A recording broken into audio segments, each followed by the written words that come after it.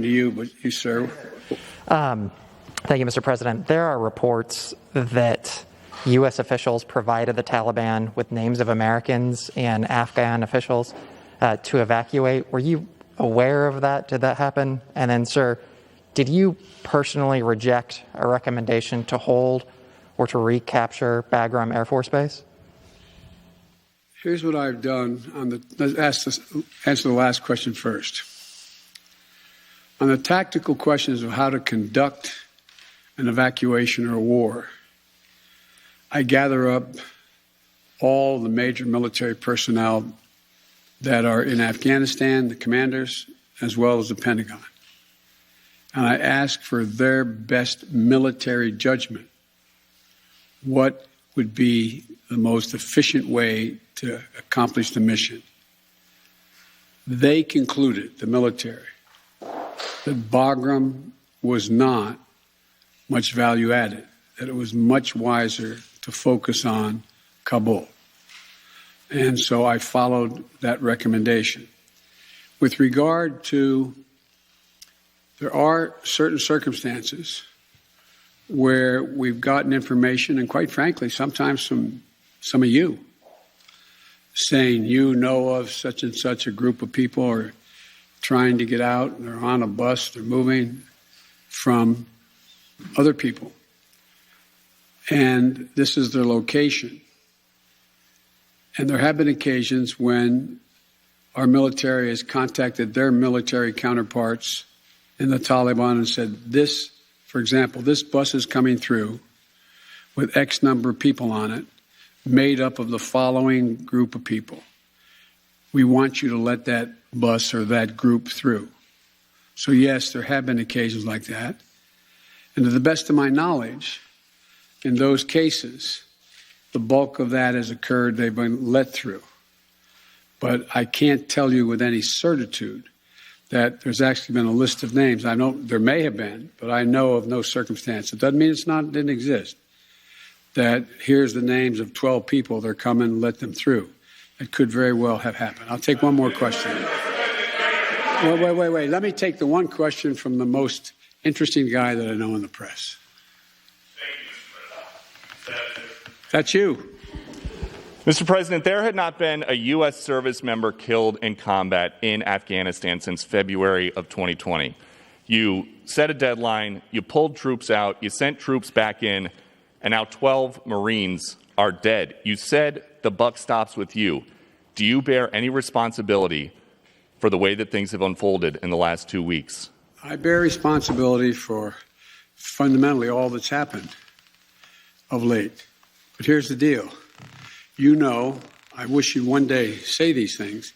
You know as well as I do that the former president made a deal with the Taliban that he would get all American forces out of Afghanistan by May 1. In return, the commitment was made, and that was a year before. In return, he was given a commitment that the Taliban would continue to attack others, but would not attack any American forces. Remember that? I'm being serious. No, I'm asking you a question. Because before... No, wait a minute. I'm asking you a question. Is that accurate, to the best of your knowledge? What? I don't think that the issue is, do you think that people have an issue with pulling out of Afghanistan or just the way that things have happened? I think they have an issue that people are likely to get hurt. Some, as we've seen, have gotten killed, and that it is messy.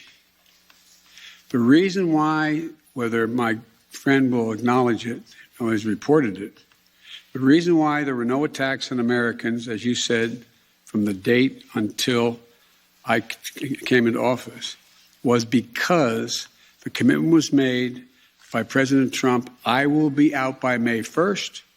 In the meantime, you agree not to attack any Americans. That was the deal. That's why no American was attacked. A few days ago, you said you squarely stand by your decision to pull out. Yes, I do, because look at it this way, folks, and I have another meeting for real. But Imagine where we'd be if I had indicated on May the 1st I was not going to renegotiate an evacuation date. We were going to stay there. I'd have only one alternative: pour thousands of more troops back into Afghanistan to fight a war that we had already won relative to why the reason we went in the first place. I have never been of the view that we should be sacrificing American lives to try to establish a democratic government in Afghanistan, a country that has never once in its entire history been a united country and is made up, I don't mean this in a derogatory, made up of different tribes who have never, ever, ever gotten along with one another. And so, as I said before, and this is the last comment I'll make, we'll have more chance to talk about this, unfortunately, beyond, because we're not out yet. If Osama bin Laden, as well as al-Qaeda, had chosen to launch an attack when they left Saudi Arabia out of Yemen, would we have ever gone to Afghanistan? Even though the Taliban completely controlled Afghanistan at the time, would we have ever gone?